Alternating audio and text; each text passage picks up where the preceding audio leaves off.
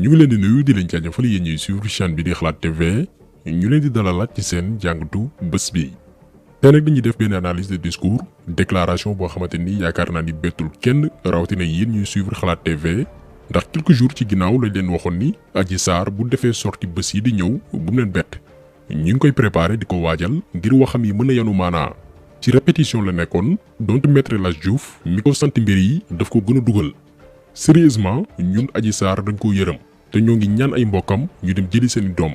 ndax ay magum jëmm yu amul benn fula yu ci mel ni El Hadji Diouf ngir régler seeni problème personnel ak benn doomi aadama ñoo ko jël en otage di ko defloo di ko waxloo loo xam ne bu doon seen doom duñ ko def ñun xale bi dañ ko yërëm mais teewul dinañ décortiquer pièce par pièce li xewoon ci bés ba muy def déclaration ni ñu tëggee scénario bi rôle bi ci El Hadji Diouf doon joué moment bi xale bi di def déclaration te loolu yaakaar naa yenn experts yi seetlu nañ ko mais dañ ci revenir déjà Adji Sarr bi muy tàmbali wax dafa bind lépp dañ ko bindal muy wax parce que scénario bi ñu bind la mënu ko improviser.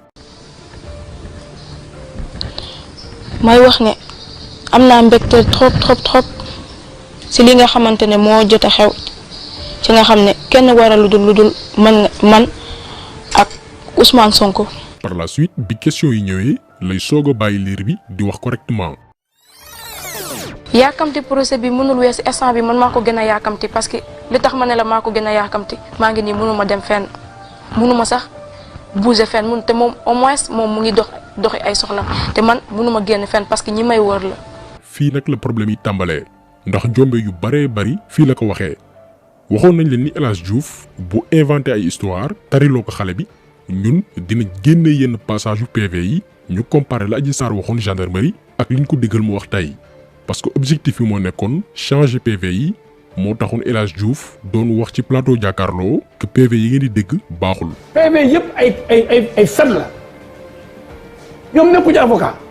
seen client seen wax xarit reggul ci dossier bi nu ñu amee PV bi. lii yëpp pour préparer woon Adji Sarr la et malheureusement dañu échoué lamentablement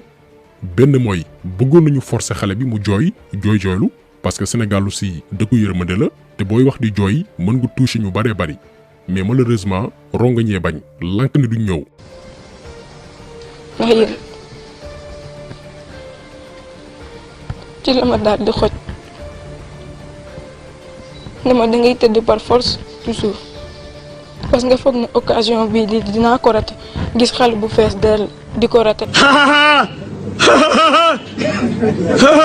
mais nañu revenir ci détails yi gën a am solo muy le fond. ndax li ñu bari saisirul ci déclaration Adji Sarr mooy dañoo weddi seen bopp ndax Adji Sarr moom nee na bi ko Ousmane Sonko di njëkk tëddee fekkoon na mu nekk jànk maanaam musul woon xam góor. mën na ko ngir yàlla rek baal ma ci pour beneen yoon sax boo ñëwee au moins ñu pro parce que man xaw ma góor xaw ma lii yëpp ngay def mu ne ma dangay fen après si la ma xoj ma lii ma ci ginnaaw jël loxoom dugal ko sama biir awra gis ne li ma ko wax dëgg la mu ne ma laa ci ma doon envie de plus. malheureusement kaddu yi rapport médical bi daf ko weddi ndax ci rapport bi docteur Alfousseyni Gaye bi nekk hôpital Grand Yoff dafa ni ndaw li ba mu demee yàgg na léegi stratégie El Hadji Diouf moo nekkoon ñu ne rapport boobu noonu baaxul lii la maître El Hadji Diouf bëggoon mais déglu leen fii Adji Sarr bi ko journaliste bi laajee lan moo tax nga njëkkee hôpital bi la defar rapport bi door a dem porter plainte xool leen naka la El Hadji Diouf réagiré. lu tax jiitu woo ci police avant ngay njëkkee prélèvement Grand Yoff parce que d'habitude procédure bi loolu la da ngay dem ci yoon yóbbu la ci orienté la vers un hôpital. instant boobu mu ngi toll woon. non ni ma waxee loolu ñoom ñoo ko loolu. waaw d'accord léegi on reformule la question. fii li ñu programmé woon mooy Adji Sarr ne njëkkeewum hôpital rax ci dolli ne rapport bi baaxul. lii lañ ko waxloo woon léegi bi ko journaliste bi laajee mu fàtte lañ ko digaloon daal di confirmer rapport boobee nga xam ne dafa wax ne ñàkk na ndawam lu yàgg a yàgg contrairement à ce que li Adji Sarr wax maître El Hadji Diouf daal di koy dagg ne ko c'est pas vrai. instant boobu mu ngi toll woon.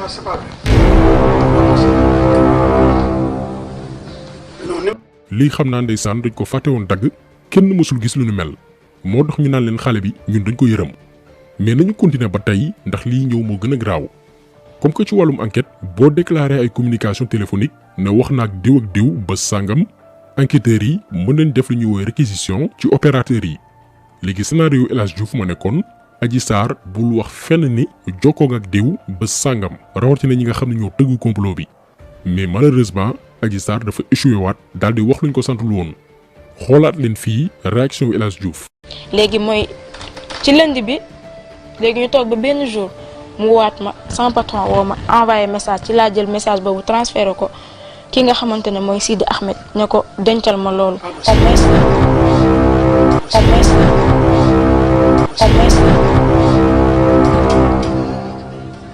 nee na ko déedéet bul wax lu jëm ci wàllum communication téléphonique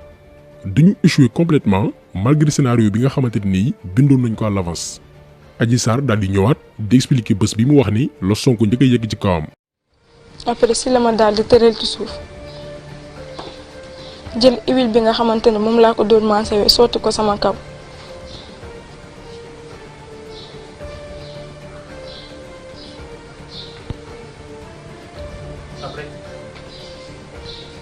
egg si man. nee na ci suuf la ko tëral yegg ci kawam léegi nañu dem ca PV ya la mu waxoon gendarmerie dafa ni woon Sonko tërlu ko ci suuf mais ca kaw table ba mu ko doon maasee la yeggee ci kawam te nee na moom Adji Sarr moo simmeekul boppam gis ngeen contradiction bi mais contradiction yi jeexagul des na xam nga Ndeye Khady Ndiaye borom salon de massage bi dafa ni woon dafa dàqoon Adji Sarr parce que jikkoom doyu ko mais Adji Sarr daf ko weddi nee na moom musuñu koo dàq moom moo bàyyiloon boppam ndax sàkku yu bëri yi ñu ko doon sàkku. sama xarit yi nga xamante ne moom laa doon liggéeyal foofu ñu may naan toogal man leen bàyyi leen rek ma dem mu bàyyi ba si guddi gi ma yóbbu leen ñoom ñëpp ci Brioche Dorée ba ñu jënd reer après man ne leen sama bagage yi nga xamante ne ñu ngi ci beneen cabine bi ma wax beneen fii bi na ma ko indil ma daal di génn si guddi gi dem sama yoon daw ñu toog ba ay 5 mois daw ma mooy dàq bi nga xamante ne Fatou Fina wax na ne moo ma dàq bu nekkul woon ni may bañ a dugal ay tur kon ma wax leen ngeen dem laaj ay xale yu jigéen yooyu te am naa ci ay profil bu fekkee ne jour boobu noonu man maa génneel sama bopp dem sama yoon man maa dawoon parce que ñëpp a ngi naan ñu lay def lii di la def lii te dawoo lan moo tax ne leen demoon naa man demoon ba mu am ay 5 mois xaw ma 6 mois. nee na dàquñu ko woon moo dawal boppam pendant 5 mois juróomi weer duggul tànkam ci salon de massage bi ndax yàqataan bañ ko daan def léegi nañu delluwaat ca PV yam waxoon gendarmerie biñ ko laajee ndax Ndeye Khady Ndiaye daf la mosoon dàq dafa ni déedéet maa bàyyiloon sama bopp li mu wax ci vidéo bi mais différence bi mooy dafa ni dafa bàyyi pour benn jour la arrêté woon le lendemain la ko Ndeye Khady Ndiaye woowaat mu ñëw ci vidéo bi ko El Hadj Diouf defloo dafa ni dafa bàyyi woon pendant 5 mois ci enquêteur yi mu ne woon benn jour kottu la mosoon arrêté daal di dellu siwaat mais jeexagul enquêteurs yi ne ko lan moo tax nga arrêté woon lan moo doxoon sa diggante ak sa patron mu ne dama doon toppatoo benn client te yeggali ma woon liggéey bi mu daal di dal sama kaw te loolu neexuma woon waxul ni sàkku bi ñu ma doon sàkku moo taxoon ma arrêté comme ni mu ko waxee ci vidéo bi mais dafa ni dafa xuloo woon ak Ndeye Khady Ndiaye loolu di beneen incohérence mais ba tey ci biir PV yi fa la ñuy des gendarme yi na ko à part premier jour bi la Ousmane Sonko njëkkee sàkku ñaata yoon la yeggaat sa kaw Adji Sarr tontu leen ni le 21 janvier le 31 décembre le 11 janvier ak le 2 février muy 4 fois ñeenti yoon buñ ci boolee premier jour bi mu wax ni lañ ko njëkk a sàkku muy 5 fois kon nee na juróomi yoon la Sonko yegg ci kawam mais ci déclaration bi ko El Hadj Diouf defloo mu ne xamul sax ñaata yoon la tellement que liñ ko sàkku dafa bari lool. ñaata yoon ngeen sëy. sëy nañ lu bëri loo xamante ne ñëpp a ngi naan viol répété sëy nañ loo xamante ne man mii sa jàpp ma ko